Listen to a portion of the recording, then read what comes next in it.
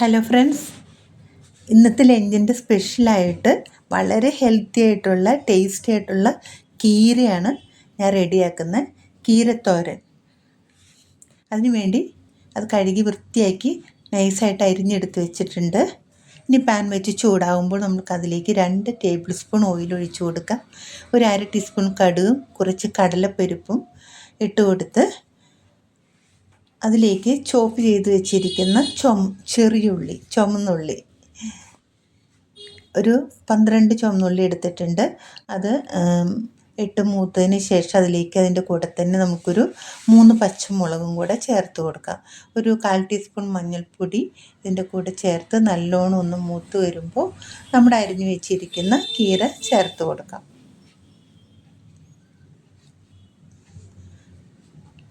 വളരെ പോഷകസമ്പൂർണമായിട്ടുള്ളൊരു പച്ചക്കറിയാണ് കീര.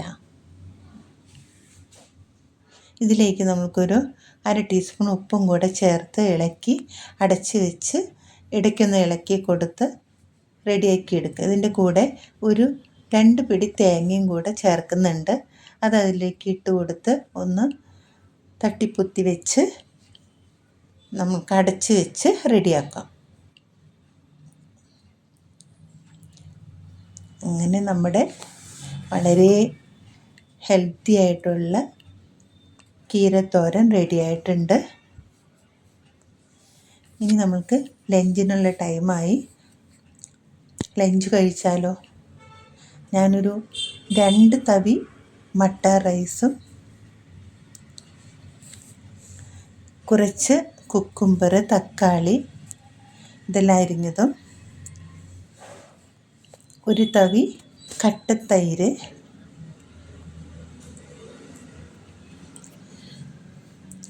ഒരു കപ്പ് ചീരത്തോരൻ,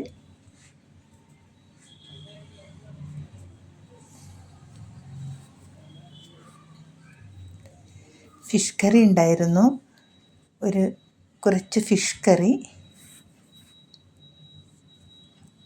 ഒരു പപ്പടം. അങ്ങനെ വളരെ ഹെൽത്തി ആയിട്ടുള്ളൊരു ഫുഡാണിന്ന് കഴിക്കുന്നത്. മെയിൻ ആയിട്ട് കഴിക്കുന്നത് ചീരയാണ്. നിങ്ങൾക്ക് എല്ലാവർക്കും ഇത് ഇഷ്ടപ്പെട്ട് കാണും. ട്രൈ ചെയ്യണേ.